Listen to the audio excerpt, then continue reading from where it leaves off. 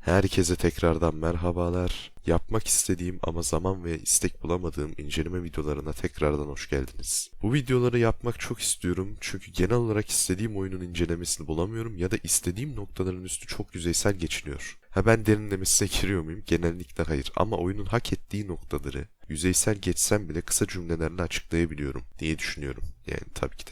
Fakat bu isteklerim genellikle düşük izlenmeler nedeniyle baltalanıyor ve kısıtlı zamanımı da bu videolara ayırmak istemiyorum. Fark ettiğiniz üzere boşa çıktığım vakitlerde CS oynayıp videosunu çekiyorum veya ileride videosunu yaparsam diye oynadığım oyunlardan görüntü alıyorum. Metin bile yazmıyorum, öyle söyleyeyim. Açıkçası para kazanmak gibi bir amacım yok şu anlık. Tabii ki de şu anlık, onun altını çizeyim. Videolardan da fark edebilirsiniz. Neyse, çok konuştum. Videoya başlayayım, sanki ilk defa giriyormuşum gibi videoya. Girişimi yapıyorum. Underground 1 benim oynadığım ilk oyunlardan biri. Hatta yanlış hatırlamıyorsam ilk oyun. Çünkü o dönemlerde farklı oyunlar da oynadım. Mesela Prince of Persia'lar, Assassin's Creed'ler, Chicken Invaders'lar, Call of Duty'ler vesaire vesaire. Yani Resident Evil'lar, işte bilmem.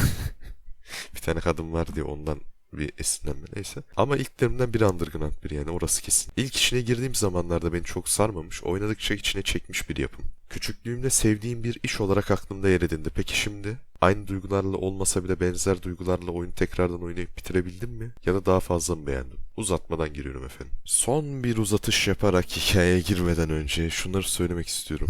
Bu oyunu Windows'ta oynadım. Herhangi bir performans sıkıntısı veya görsel bozukluk yaşamadan 60 FPS oynayabildim. Size de buradan oynamanızı tavsiye ederim. Nereden bu güzide oyunu oynayacağım diyorsanız, yakın bir arkadaşınızdan CD'sini ödünç alarak tabii ki. Arkadaşınız yoksa da yapabilirsiniz. Şimdiye kadar ekranda gördüğünüz kısımdan oyunun promosyon olan kısmını indirip oynayabilirsiniz. Promosyon, evet, promosyon olanını. Buradaki promosyon sayfasındaki yancıları da, yani genel fixleri ve tekstür detaylandırmalarını da indirerek deneyiminizi bir üst noktaya taşıyabilirsiniz. Yani nasıl kurulur edilir, yani zaten kurulumu çok basit. Tıklıyorsunuz, kuruluyor gibi bir şey. Haberiniz olsun. Hikayemiz bir yarışçının 4 kişilik bir yarışta mücadele etmesiyle başlar. Yarışı kazanır kazanmasın ama bir hayal olduğunu anladığında esas oyun başlamış bulunur. Bu arada bu yarışı da biz yapıyoruz. Stok bir kere kullanıyoruz ama modifiyeli, neyse. Arkadaşımız olan Samantha sayesinde şehri tanıyıp yavaş yavaş yarışlara girip ün kazanmaya başlıyoruz. Bu ilerlemede TJ ile tanışıyoruz ve unik ekipmanlardan da faydalanıp şehirdeki en iyi yarışçı olmak için yarışlar yapıp en tepedeki kişi Eddie ile kapışmak için Top 10'deki tüm yarışçıları geçmeye, elemeye çalışıyoruz. Peki Eddie'den sonra en iyi yarışçı oluyor muyuz? Yoksa önümüzde daha büyük engeller veya şehirdeki diğer yarışçılar mı bize eşlik ediyor? Buradan sonrasını oynayarak öğrenebilirsiniz efendim. Genel olarak basit, kafa ütülemeyen ve kötü gelse dahil oyunu baltalamayacak bir hikaye.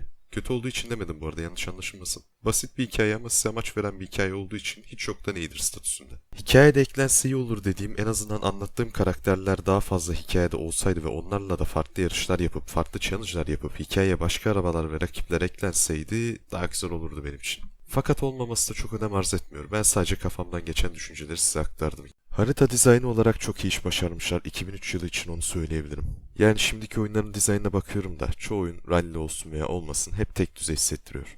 Tamam, rallilerin tek düzey hissettirmesi normal. Sonuçta sağa ve sola dönüyorsun, U atıyorsun falan bilmem ne. Ha, sağa sola dönerken de hızını ayarlayıp açını iyileştirip derece yapmak istiyorsan tam noktasında arabayı kırman lazım vesaire. Daha bir sürü şey var da onları da sonra anlatırım bir rally oyununda. Neyse, çok underground'ın dışına çıkmadan söyleyeyim. Yeni oyunların çoğunda çeşitli yollar vesaireler ya da aynı haritada farklı şeyler yapmasanız bile sizi eğlendirebilen yollar, yarışlar yok. Ve çok sinir bozucu. Adamlar bunu 23 sene önce yapmış, yani yazık harbiden. Bu kadar sene geçmesine rağmen bir gram bile ilerleyememek, hatta gerilemek çoğu yerde. Neyse. Harita çeşitli olarak bakacaksak olaya, harita yok. Evet, bu kadardı. Sadece aynı haritanın hafif rötuşlusu veya direkt olarak tersinden oynatılan yarışlar var. Onun dışında aynı haritalarda oynayıp duruyorsunuz ama buna rağmen eğlenceli oyun.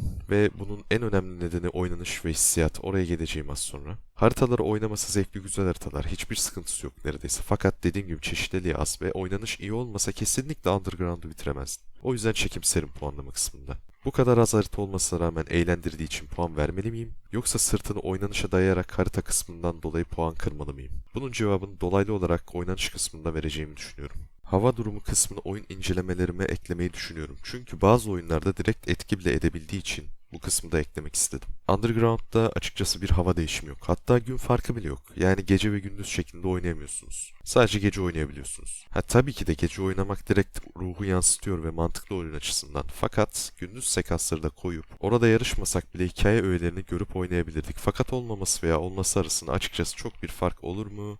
Çok sanmıyorum yarış oyunu olduğu için. Olur da yani çaktırmayın be. Olur da çaktırmayın, boşverin. Ve incelemeler için ekleyeceğim diğer bir kısımsa müzikler. Ve bu incelemeyle beraber almamın sebebine gelirsem. Arkadaşlarım, kardeşlerim, ablalarım, isteyen seyircilerim.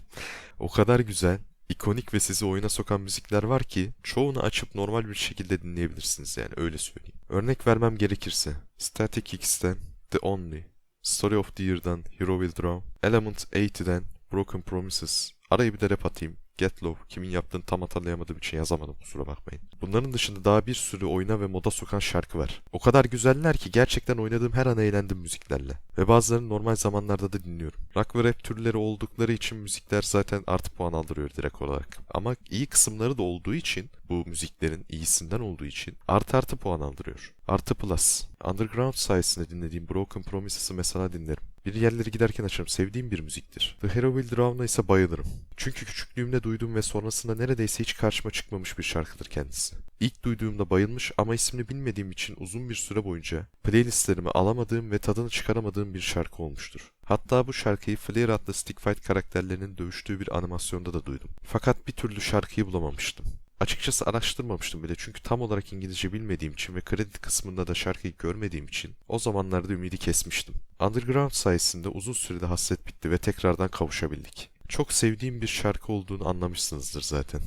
Bu anlattığım detaylardan dolayı müzik kısmını benden neredeyse tam puan aldı. Modifiye kısmı bayağı bir yavan. Şöyle ki istediğim şekilde araba modifikasyonunun çoğu arabada basit bir parodisini bile yapamıyorum maalesef. Çeşitlilik çok az ve ayrıca parçaların geneli çoğu arabaya uymuyor benim nezdimde. Yine az da olsa güzel modifiyeler çıkarabilirsiniz ama oturayım da yarış yapmak yerine aracımı modifiye edeyim diyemeyeceksiniz, haberiniz olsun. Tabi benim için yetersiz bir çeşitlilik var ve eksikliği hissediliyor. Günümüze göre bakacak olursak karşılaştırma yapmak için örnek vereceğim. Ben spoiler boyutunun ayarlanmasını isterdim. Yani en azından büyük ve uzun spoilerlardan bir veya iki tane olsaydı çok mutlu olurdum. Tabi boyut ayarlama dediğimiz şey için piksel kodlama yapması gerekecek ve çok fazla iş yükü olacağı için özellikle o dönemlerde yapmamaları mantıklı. Fakat büyük olacak şekilde spoiler koyabilirlerdi açıkçası. O yüzden modifiye konusunda biraz üzdüler beni. Puan kırmaya gideceğim modifiye kısmında. Mütevazı bir oyunla karşı karşıyayız grafiklerde. Genel olarak o dönemde çıkan oyunlarda benzer doku kalitesi bulunan, ışıklandırma detayları içeren, yani life shifting dediğimiz özelliğin o dönemlerde popülerleşen ve her oyuna entegre olan ışık hüzmesinin, yani en basit tabiriyle gölge ve ışıklandırma özelliği bulunuyor. Nefessiz oldum, nefesim kalmadı, neyse. Yansımalarda PlayStation 2, Xbox, Windows versiyonlarında da bulunuyor. Eğer Windows'ta oynarsanız ekstradan güzelleştirebilirsiniz oynanışınızı fixlerle veya grafik iyileştirmelerle. Az önce de gösterdim tabii ki de, fark ettiniz. Gözüme batan veya canımı sıkan görsel bir sıkıntı, bozulma görmedim. Tabii denk gelebilir size eski bir oyun olduğu için ama ben denk gelmedim şansıma. Yarış çeşitliliği konusunda ise klasik. Sprint, Circuit, Drift, Drag, Knockouts ve Challenge'lar, yani zamana karşı yarışlarımız var. Kısaca hepsinden bahsedeyim. Biliyorsunuzdur fakat olsun. Sprint, başlangıç ve bitiş çizgisinin farklı olduğu ve tek turdan oluşan bir yarış. Bu çizgi başlangıç çizgisinin hemen arkasında da olabilir, ta şehrin diğer ucunda da olabilir ve genelde şehrin diğer ucunda olur ve bu sayede de farklı haritalarda veya bölgelerde oyuncuya oynama şansı verir. Circuit yarışlar, başlangıç ve bitiş çizgisinin aynı olduğu ve birden fazla tur attığınız yarışlardır. Çok büyük bir alanı kaplayıp farklı bölgelerde de oynayabilirsiniz ya da az bir alanı kaplayıp küçük bir bölgede de oynayabilirsiniz. Drag yarışları 1/4, 1/8 gibi ölçekleri bulunduran, başlangıç ve bitiş çizgisinde genelde düz yollardan oluşan yarışlardır. Knockouts yarışları, circuit yarışlarının her tur bitiminde sonuncu yarışmacının elenmesiyle devam eden yarışlardır. Driftler ise haritada en çok puan toplayan kişinin kazandığı yarışlardır. Challenge'lar ise sprint yarışlarının zamana karşı tek kişi tamamlamaya çalıştığımız yarışlardır. Ben drift ve sprint yarışlarını oynarken gerçekten keyif aldım. Zaten genelde de bu iki türü çok severim. Bazı drag yarışları gerçekten yapay bir zorluk barındırıyor ve sinir bozuyor ama genel olarak güzel diyebilirim. Circuit ve knockouts'lardan ise knockouts'ları seviyorum. Çünkü bazen çok çekişmeli yarışlar oluyor. Genel olarak çeşitlilik az ama öz Underground için. Geldik oyunlarda önemli bir kısma ve yarış oyunlarında daha fazla önem arz eden oynanış kısmına. Zaten harita kısmında da dediğim gibi oynanış çok iyi. Arabayı sürdüğünüz gerçekten hissediyorsunuz. Tabii ki de arcade bir oyun oynadığınızın farkındasınız ama dümdüz gideyim gaza basmaktan başka bir şey yapmayayım diyeceğiniz bir oyun değil, özellikle zor modda. Evet, oyunun zor modu var ve gerçekten zorladığı kısımlar oluyor. Yapay zeka kısmında biraz daha açacağım bu konuyu. Arcade olmasına rağmen arabayı gerçekten siz kullanıyormuşsunuz gibi geliyor. Araba üzerinde neredeyse tam bir hakimiyet kuruyorsunuz. Aşırı tatmin edici, emin olabilirsiniz. Şimdi oyunlarda ıncık cıncık her naneyi ayarlayabiliyorsunuz. Evet, Assetto Corsa iRacing gibi. Özellikle simülasyon ayarlarını kullanarak arabayı neredeyse gerçeğe yakın bir şekilde sürebiliyorsunuz. Fakat bu oyunda o kadar fazla simülasyona kaymamasına rağmen hatta bu oyunlara göre çok basit kalıyor. Onu söyleyeyim. Çok daha eğlenceli bir sürüş deneyimiyle karşılaşıyorsunuz. Bunda oyunda yine kasıntı sürmeniz gerekiyor belli bir derecede ama sıkmayacak şekilde bir kasıntının olması ve genel araba mekaniğinde çok iyi yapıp arcade ve simülasyonu da güzelce harmanlamasıyla çok iyi bir oynanışla önümüze geliyor. Ekstradan oynanışını değiştireceğim bir kısım olsaydı, normal yarış modlarında da arabamı ayarlamalarla drift circuit arabası yapmak olurdu. Ben daha çok eğleniyorum güzel bir açıyla drift yaparak virajı aldığım zaman. Tabii bokunu da çıkarmadan onu da söyleyeyim. Dediklerime rağmen oynanış oyunun ruhunu yansıtıyor ve gerçekten de o arabayla yarışıyorsunuz bildiğiniz. Tabii açık dünya bir oyun değil. Bölüm bölüm ilerlediğiniz ve oyunun menüsünde yarışları seçip oynadığınız bir oyun. Ama açık dünya olmasını gerektirecek bir içerik barındırmadığı için veya açık dünya olmasını koymayacağı bir oyun dizayn ettikleri için genel itibarıyla çok da irite etmiyor. Ekstradan da şunu söylemek istiyorum. Bazı öngörülemez olaylarla da oyun daha eğlenceli oluyor. Tabi bir anda arkadaki rakibin sizi yakalaması veya kör açıda duran arabalara çarpmadan yarışı devam ettirmek de dahil ama esasında oyunun haritası dizayn edilirken eski bir oyun olmasından ve kullandığı grafik motorundan mütevellit, kare ve köşeli bir şekilde asetlerin birbirlerine yapıştırılmasından kaynaklı. Bazen araba öngörülemez bir şekilde kayıyor veya kontrolü kaybediyorsunuz dediğim durumlarda. İşte o zaman da arabayı yoluna koymaya çalışmak ve yarışa devam etmek ayrı bir hava katmış oynanışa. Yapay zeka kısmında ortalardayım.